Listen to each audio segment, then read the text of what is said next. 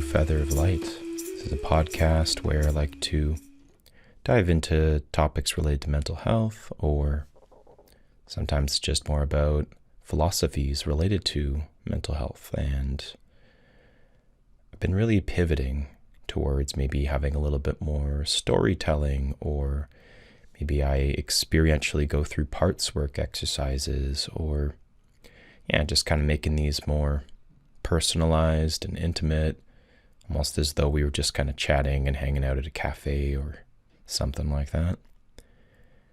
So I welcome you. And today's topic could be free flow, but I do have something of a topic. I'd like to bring in this idea that the media that we consume and the art that we engage with, the poetry that we read, even the conversations we have for sure, but I'm focusing more on, let's just call it consumable content, art, media, television shows, movies. And I'm probably going to look at it from a few different angles, but I feel there is something to say about this thing I call decolonization. Recognizing, I would say that one of the things that we're noticing is we're either moving further towards what I would say are these types of belief systems that further perpetuate colonization or this colonizer mentality, or there's belief systems that are rooted more in indigenous philosophies or are decolonized, not necessarily just referring to indigenous people, but not necessarily from that same kind of mindset. Now, I suppose it's important that I define what decolonization is. Maybe I can find something of a working definition just to kind of help create something more universal. So before I get into the main discussion, I do feel it's important to work with a maybe definition of what colonization is, and then what decolonization is, and just some kind of something of a foundation for this conversation. And I'm taking my information from First Nations 101, which is written by Linda Gray. So she looks at colonization as being defined as involving one group changing or replacing another people's laws, customs, languages, governance, educational, and other systems with their own by force or other means. So she also further says that the only people who become colonized are the original people of the land when colonization began. So everyone else coming to what is now known as North America entered an already existing colonial system, so they cannot be colonized here. And I appreciate that she uses the word here, because there is something of a recognition. Maybe it's not explicitly said, but that many people's cultures have experienced colonization at some point in their history. But it's important to recognize that for sake of North America, Canada, United States, when we're specifically focusing on Canadian indigenous cultures and traditions, we need to be aware that the population of what were formerly immigrants, of course, but now are settlers, the population of Europeans and various other ethnicities from all over different parts of the world that have settled and become accustomed to Canadian culture, we're all already a part of this colonized system. So there's no continual, let's just say, act of recolonize. The colonization process has already occurred, and the decolonization process can happen, but those who were colonized pertains to the original peoples that were settled on these lands and then were displaced and had their traditions forcibly removed, and then were having all these other systems and cultures and traditions imposed upon them. So, I suppose what I'm referring to isn't actually about decolonization in the way that she's speaking to it in the book, because it's really about the reclamation of these systems and of these communities and of these traditions, I think is a component of it. But I'm talking more about the decolonization of the mind. So recognizing that as a settler on the land we know as Turtle Island or Canada, I was never colonized. And I'm at this point where learning about these traditions is more about decolonizing my mind. And that's really what I'm focusing on in this podcast. So, but just to give a little bit more context about what I'm referring to here, so way she speaks about decolonization, and she speaks to how full decolonization is about honoring nation treaties, indigenous inherent rights to their lands and resources, transferring money from derived from indigenous lands and resources to the nations, enabling indigenous people to return to their ways of living prior to contact with the first visitors to North America. So these are, I would say, much larger social or political goals or economic goals that I'm not, expecting to be changed by talking about it in a podcast or necessarily the consumption of media. Just to be clear that these are I would say the real efforts, the bigger goals. These are the initiatives that are, I would say, the result of community efforts, the result of the long-term impact of decolonizing the mind and then going on to create communities or be a part of communities that are actually supporting these initiatives, these larger initiatives. And then, of course, the governments, the political systems, all these different ways to which there needs to be systemic change from the top down. But seriously, I really want to also give credit where credit is due, that there's a lot of really important shifts that start from the mind. So this is, I'm referring to the context of decolonization and, these shifts helping restore balance to the tremendous inequality, economic, socially, politically, and in various other ways that has been introduced with colonization, and in helping reintroduce some degree of equality, right? That was taken. But at the same time, this is done, like we're noticing that balance being disturbed in so many different ways in all over the world. And I feel that the type of media we consume, it's kind of like we're looking at it introducing a further colonized mindset, or our mind is becoming further colonized, or alternatively, we're consuming media, whether it's art, whether it's poetry, whether it's television, movies, that's continuing to help recondition our minds back to what they would consider is the original way, right? More in alignment with indigenous values, maybe more of an animistic perspective. If those don't know what animism is, it's about considering all living things as sentient, as equal, as valuable. We're not kind of judging things based on how it serves us as humans. We're just considering things have inherent value as sentient beings.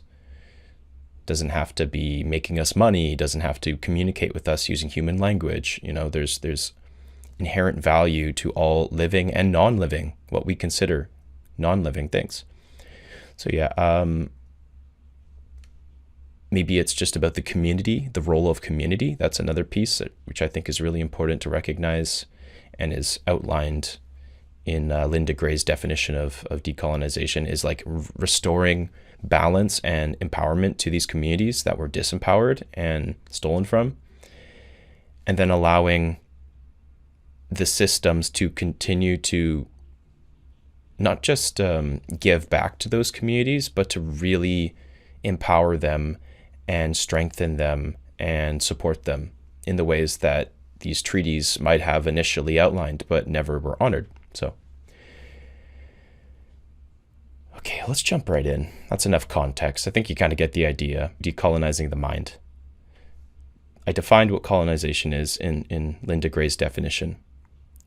I'm defining what decolonization is in the broader sense, but also recognizing that I'm not directly, maybe indirectly, but I'm not directly telling people they need to go out there and change government systems or lobby for the sake of treaties being changed. I mean, if you have these goals, you're a fucking superhero in my eyes, but like, that's the thing. I'm just trying to say it's simple. What are you watching? What kind of Instagram content or Facebook reels or Facebook posts do you engage with? Where's your attention going? I think that's what this comes down to ultimately, is where's your attention going? And what are you taking away from these posts or discussions or reels or what they call influencers? What kind of influencers are influencing you and how? And it's just so interesting, the level of control that these people have. Now, bringing in this example very briefly, because this is not the focus, but if you look to Elon Musk, he influenced a lot of people. I think he does in general, but I think in relation to the US election, he had a conversation, I think it was with Joe Rogan. Basically, they were just two guys, very politically influential guys that decided to just have a conversation, just casually. But the impact that that conversation had on the rest of the world was dramatic.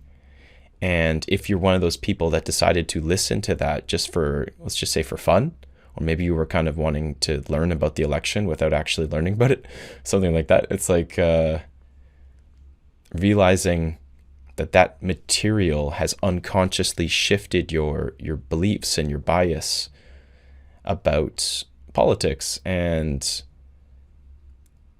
so that's an example of, I would say, one of the ways it's manipulating us and changing our thoughts and distorting us, maybe even towards more of a colonized mentality, from what I'd consider a colonized mentality, or a colonizer mindset, a sort of domination, us versus them, division kind of mindset. But can I just shift over to something I see as a very, very beautiful form of media actually allowing us to understand and decolonize our minds? So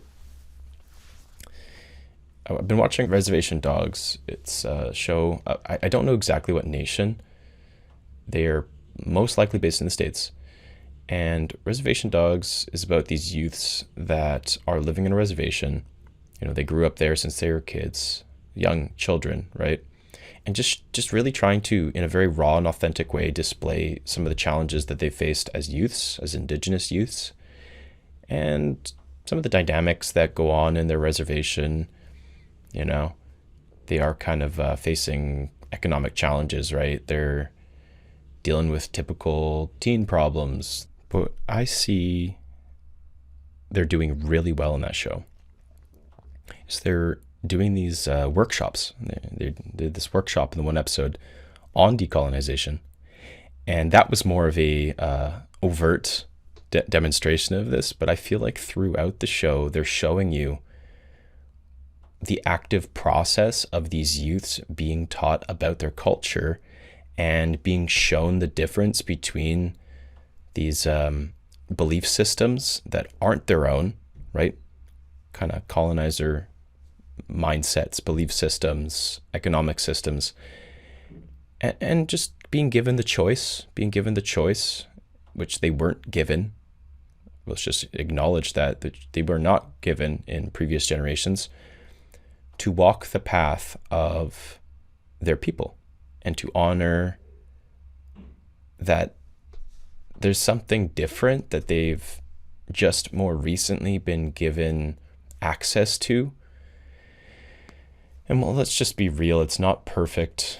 Many of these traditions were erased, and there's a lot of cross blending of different cultures, and maybe some of their traditions aren't exactly the same as what they were maybe 100 or 200 years ago, but they're being reintroduced to the same cultural values that were being embodied through, indigenous ways. And that's the thing, is these things aren't rocket science.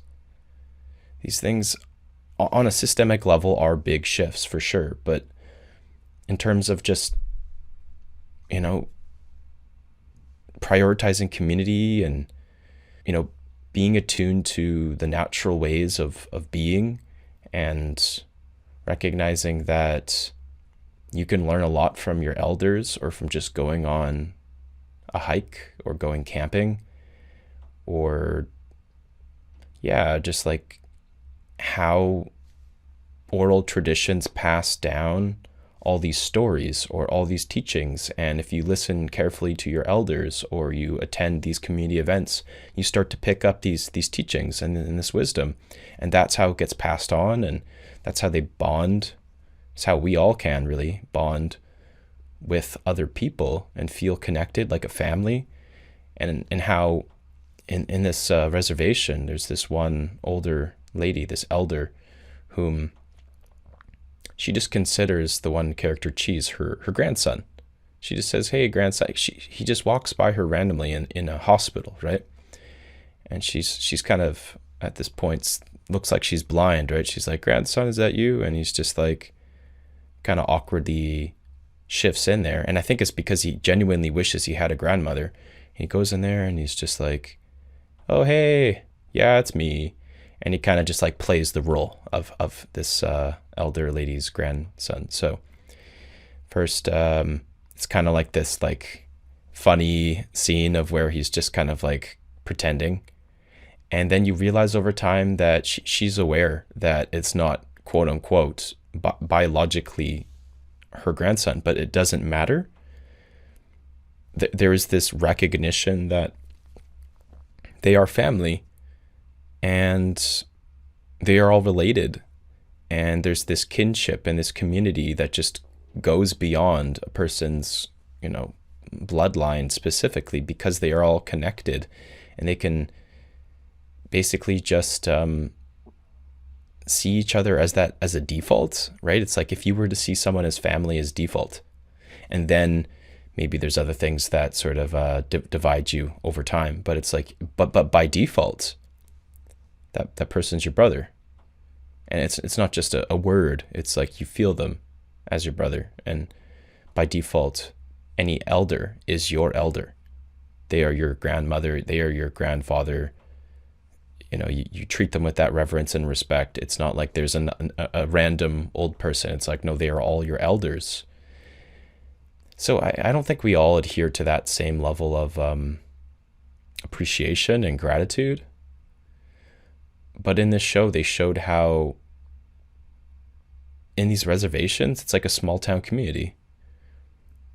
And it would follow that in some of these traditions, if not all of these traditions, that was kind of a custom, that you would treat these elders as though you were literally blood family, even if you just had met them, or you know, maybe had some kind of, I don't want to say reason to dislike them, because they actually showed how even their enemies, the people whom in the, like the youths, they had their rivals, right? You know, we all do. But over time, they gradually started to get to know them and understand that they had more in common. And it was usually around grief too. It was usually around they'd lost somebody to suicide, or they'd lost a member of their family when they were young and they had no control over that. But then they become friends, right?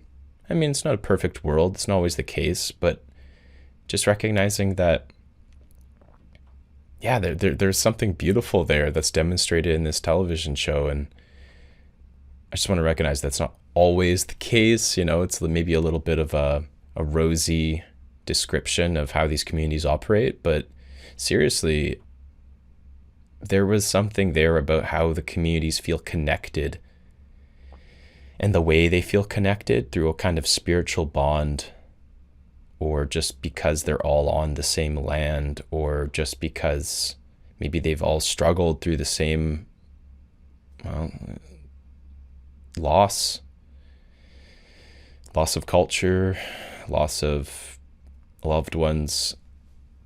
So that's another piece I feel is really important, is some of these shows actually demonstrate grief. And in these indigenous communities, it's about these youths that are committing suicide, and there's like an advocacy around how this is happening and not being talked about, and nobody's in a sense doing anything about it or knows about it. And there's I'd say there's a lack of support for Indigenous youth, especially, whom their parents or their grandparents have been a part of residential schools, and the intergenerational wounds, right? The intergenerational trauma is dramatic. Like, they might become alcoholics, they might become drug addicts, they might just be angry or sad all the time. And not always do people struggle with this their entire lives. I think there's many cases where people heal. I actually met a elder from, I think it's the Tseil-Watuth nation. He's told me his family's from Nicola Lake. But we talked about how he had been going to a counselor for 20 years and how it took him so long to just start to recognize that he wanted to reconnect with his culture too. So it's kind of like, we're at a new generation, for sure. We're at a new generation of receiving emotional support. And that definitely feels like, whether that's about, whatever culture that's about, that definitely is reflected within these Indigenous communities, that you can notice the difference between youths or adults, or even children, of course, that are being raised in this generation where there is more of, I would say, an effort to decolonize and to a concept called rematriarching, which some of you might be familiar with. It's a term that's used to refer to Indigenous people who are reconnecting with elements of their culture. And I believe the matriarching concept is more about connecting with what would have allowed a woman to become and be considered a matriarch. So a sovereign leader, someone who can become connected to the economy, the larger issues of maybe their Indigenous band, like really recognizing the empowerment that comes along with being a matriarch. And it's not just a title for sake of some kind of political role too, right? It's about them reconnecting to, well, sovereignty and land stewardship, and just being attuned to Mother Earth and her bounty and her gifts and the healing practices of their people. So just sort of giving a little context on that. I think it's really important to recognize rematrialization, which is what I was referring to, because there is so much trauma and pain and disempowerment that's happened as the result of fucking colonization, right? You think about the missing, murdered women, Indigenous women, right? The amount of women that have gone missing, the amount of women that have been displaced, how at this point where there's mothers and grandmothers have gone missing, and there have been lack of investigations, and just the tremendous amount of murder that's gone on, and how long this has gone on, and how long these investigations have gone on unsolved. So there's certainly a need for women to feel empowered as a whole, but I would say in these Indigenous communities especially, and where they were matriarchs, they were leaders, they are leaders, right? The roles in their community was so valuable and so much more prioritized than maybe in some of these Western perspectives where there are patriarchal roots. So I just want to recognize, imagine a system that was initially matriarchal and then being disempowered through a patriarchal system. And gosh, I mean, that's a whole nother conversation. I'm sure there's a lot of different dynamics that exist like that and are continuing to play out as such. But just looking to decolonization, recognizing that rematrialization, re-empowering women, Indigenous women in this case, re-empowering them to step into the roles of leadership, step back into leading a community in a way that requires a matriarch, not a matriarchy where they're, a queen imposed upon all the people and the authority and the power. No, it's about being led by strong female leadership that is attuned to the needs of the community and allows the masculine to be in a role of authority and power as well. But there's a equality. There's a role that is just not seen within Canadian culture as exists today. So, yeah. What kind of television shows are you watching? What kind of movies? There's this one called The Killers of the Flower Moon.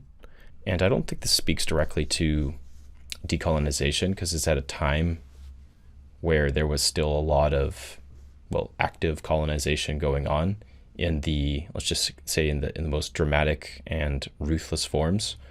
But The Killers of the Flower Moon, great movie. It's about the Osage people, which is somewhere in the northern states, maybe the Washington area, maybe a little bit further south. But there's just this depiction of these complex interrelationships and the dismantling of certain councils and positions of leadership that were originally indigenous, and how there are, let's just say, different versions of settlers. There's a continuum of these different forms of people that are either actively fighting to erase indigenous culture, and then there are allies being demonstrated in that movie, and there are people that are in love with the culture and in love with the people and actively fighting for that. So just recognizing there's movies that display this form of resistance to colonization. And I would say it's kind of like, when you watch these movies, are you feeling like it's helping you understand and have more compassion and empathy for other people, other cultures, in this context, indigenous people?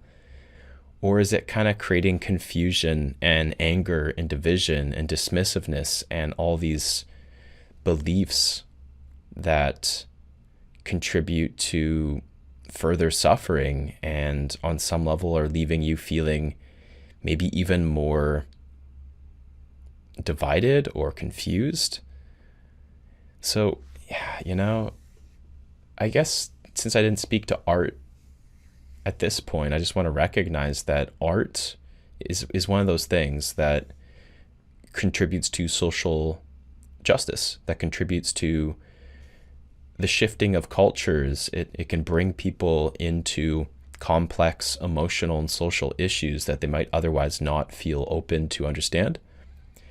And I feel that art is such a powerful tool in helping show people the emotional and spiritual pain of other cultures and other traditions that they might not actually have the, let's just say, the openness or the perspective to really understand on a deeper level, without going and studying the history of the indigenous people or doing this inner work of, decolonizing the mind. Someone might see a painting or a depiction of, let's just say, an indigenous child, and they're being ripped away from their homes, and you see the RCMP outfits. They're kind of sitting here militantly ripping away these children from their families. And I don't think you need to have studied who that particular indigenous people are. I mean, at this day and age, if you don't know about residential schools, you're living under a rock. But I mean, maybe you don't know anything about residential schools or colonization, and you're just looking at this scene and the emotion that elicits on a deeper level. I mean, there's some people that can probably be dismissive to it, and there likely still are going to be those people, but I would say it's a tearjerker. It kind of pulls your heartstrings. It shows you something that elicits this response that we're all human. It's a very human response to see someone in pain and suffering. And recognize where there's a level of cruelty or malice with those who are in power, oppressing and taking from those who maybe just have something that they want. That's kind of what it comes down to with this whole colonization thing, is like they see something they want, and there's a level of maybe like entitlement or a disregard for the bigger picture. There's just I see something I want and I take it. And they can justify doing pretty much anything. Dehumanization to the extreme, so that they're able to gain more power or gain more economic status or wealth. And it seriously comes down to values. I just feel like if you're watching history play out, that's oftentimes, if you're watching a movie, you're watching history play out, and there isn't a self-awareness, some degree of self-awareness around what you're experiencing, what you're noticing play out, and the values. I guess I'm not trying to tell people that like they need to have certain values, but if you want to decolonize your mind, you're probably going to need to shift away from certain value sets. If you're prioritizing things that are just selfish and material, and it's about success, it's about proving yourself to other people, it's about being the odd one out and the one who's kind of like glowing and flashy and sort of the quote unquote the winner. If you're driven so deeply to become quote unquote successful, and there's a displacing of other people, and there's a desire to fight people and win and essentially beat others to the top, and a lack of recognition for the person in front of you or any people in general, as long as you're able to kind of like achieve your version of success, to me that's very likely that you have taken on a colonizer mentality, and you're perpetuating the belief systems of that system. So I think there's a lot of movies that do that just because it's so marketable and profitable, and maybe it triggers feelings of worthiness within people that are feeling deeply unworthy, and they can identify with the character that has had everything taken from them and now just wants to basically stick it to everybody else as a result. And yeah, I mean, here's the thing, is the more I talk about this, it makes sense that each of these people, colonizers included, have been wounded at some point in their history so deeply that now they can justify doing pretty much whatever the hell they need to do to become successful or to feel better about the pain they've experienced. And there's a level of, we can even humanize the people that take from others. But I think it's really important to recognize that there's a lot of folks out there that even if we humanize them, it doesn't mean we can dismiss or justify their actions that have historically been treacherous. Like, what a slippery slope there, that we just start to see everybody as these innocent babies, but we can't recognize that they've, through their own accord, chosen to do some of the most destructive things and inflict the most suffering on others, and have gone unchecked for so long. There's just a part of me that's just like, that doesn't make any fucking sense. We can't just empathize. It's even harder to empathize with those whom have made it their mission to just like kill and torture and rape and plunder and start wars, and it's just fucking wild. So I want to be aware of my parts that are coming in here, that are kind of being like, fuck you to these oppressors and warmongers and those who further perpetuate hate and inflict so much pain into this world. I almost just want to point the finger and be like, there they are. They're the fucking evil ones. But yeah, evil also does exist dormantly within each of us. And there does feel like there's a recognition that if I'm sitting here saying, there's the bad guy, we need to kill them, that's another perpetuation of this colonizer mentality that's just looking for the bad guy.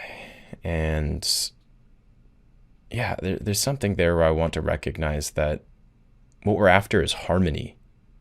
What I'm after is harmony. What I can't speak directly from the indigenous lens because I'm not an indigenous man, but I'd say what the indigenous people probably want is a degree of mutuality, respect, harmony, and collaboration that feels like it gets lost when we focus too strongly on maybe revenge or the justification of murder for sake of economic gain, doing something that feels right at the time, but we're not considering the consequences long term. We're not considering how sustainable those practices are. It's kind of like ethics in a way, if we're focused on the current emotional experience so strongly, we're not considering the impact it has on others. I would say we're very likely in the domain of doing something unethical. That's not a hard and fast rule, but that kind of feels like that's a kind of go-to, is if we don't consider the ethical ramifications of our actions, maybe we're doing something that feels good. Maybe it gets us the quote unquote result that we're looking for, but at what cost? Right? I think that's kind of a good place to end this. Is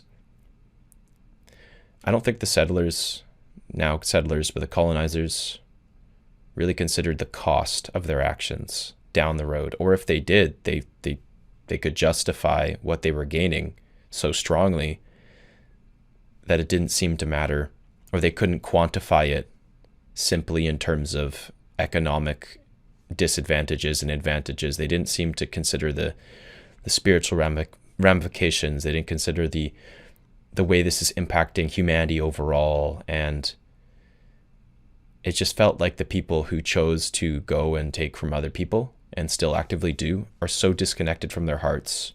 They're so disconnected from what it means to be a human in many ways, that I just can't help but feel for those people and wish them a way back, some way that they're able to find their way back to community and harmony and just being fucking loved. Like, Jesus, if you're a dictator out here choosing to slaughter millions of innocent people, who the fuck hurt you? Who the fuck hurt you? Seriously, who hurt you? And God willing, can you find a way to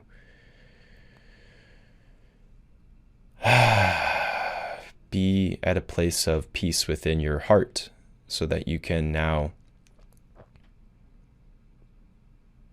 love other people in the way that you just wanted to be loved? It does feel like it boils down to humans by our nature just want to love others and be loved. Yes, there's various complications in this world that make that sometimes impossible. And that's where I have an openness to understand other people and their situations. And at the same time, how do we recognize that we need to take a stand against the consumption of things that further disconnect us from other humans and further, let's just say it, encase our hearts in a box of ice and remove that as the norm, and then melt that ice and feel awakened through the warmth of our hearts and make strong, unbreakable communities that feel so inextricably linked to nature that it doesn't matter what forces come in and try to take that all away. We know that we're one with this planet and we're all connected through our deeper sort of unspoken spiritual bond. And then we can live through that We can live in a way that embodies that, and our leadership represents that, and the way each of us chooses to show up each day really reflects that. So I hope you have a wonderful rest of your day, and maybe you take a piece of wisdom from this. Maybe it's just kind of a educational introduction to colonization and decolonization and how that dynamic operates. And yeah, I hope you're able to just take an opportunity to further decolonize your mind in some shape or form, whether that looks like reading about indigenous literature or watching Reservation Dogs and reflecting on the dynamics that exist in the show, or yeah, just noticing the nature of some movie that perpetuates this sort of, domination mentality and how that could be perpetuating colonization. Or maybe just get the hell away from all the screens and go out into nature and just thank the trees, thank the river, open your heart to the experience of the abundance of Mother Earth and love that exists. So, aho metakwa yeo yasin, we are all one. That is Lakota, for we are all one. Thank you for joining me today. Take care for now. Bye. And if you're interested in working with me one-on-one, please reach out over Instagram, Facebook, or through my email, featheroflightcounseling@outlook.com. I have available slots for counseling. Additionally, I have parts workshops that I'm running each week. So Saturdays at 10 a.m. we'll be meeting this week and each week following, where we can bring in discussions around parts. You can share about things that you're noticing about your parts, and I will offer some education around working with your parts. So thank you so much. Have a great rest of your afternoon. Take care. Bye.